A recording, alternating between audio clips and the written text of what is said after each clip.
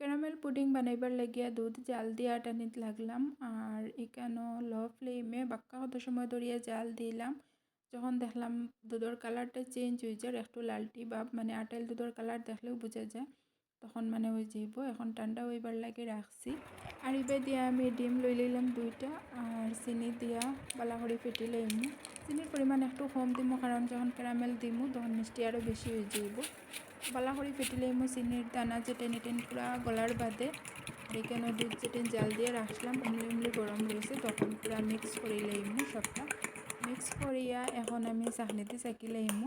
সবটা মিক্স করার বাদে চাকনি দিয়ে চাকা যেটা এটা মাস্ট, না হইলে পুডিং অত বেশি সফট হইতো না। কিছু দানা দানা থাকলে এটা মানে সফট হইতো না, এর লাগে চাকনি দিয়ে চাকতেও লাগবো।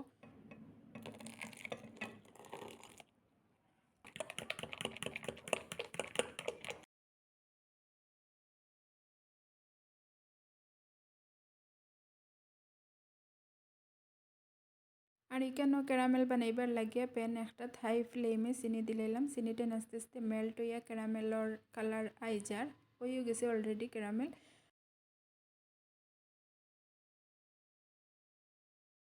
আর এখন আমি গরম থাকতে থাকতে জলদি জলদি কাপড় ডালি দিব, না হইলে প্যানও বই গেলে তো আর হইতো না।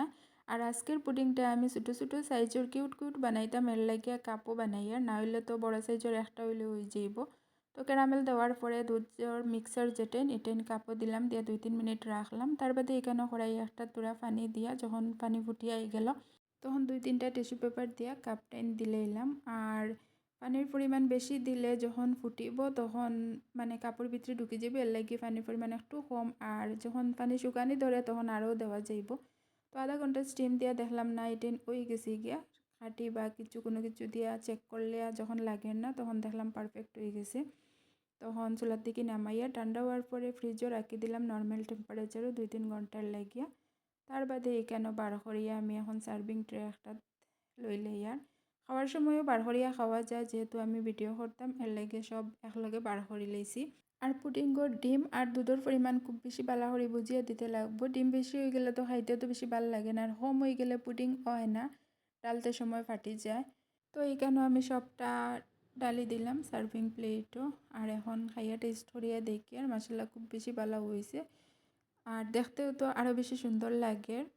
আর বড় একটা বানাইলে কারোরে দিতে হইলে খাটিয়ে উঠিয়ে দিতে লাগে, এরকম একটা মানে কিউট কিউট লাগে দেখতে। সাইজ ছোটো হইলে একটা একটা দেওয়া যায় ডেজার্ট আইটেম। আর একলগে সার্ভিং প্লেটও রাখছি, এর লাগে বুঝে যায় না, তো তার লাগে আমি আলাদা আরও প্লেটও আরও একটা রাখছি। একটা রাখলে দেখতে মানে ক্লিয়ার বোঝা যায় যেন কতটা কিউট হয়েছে।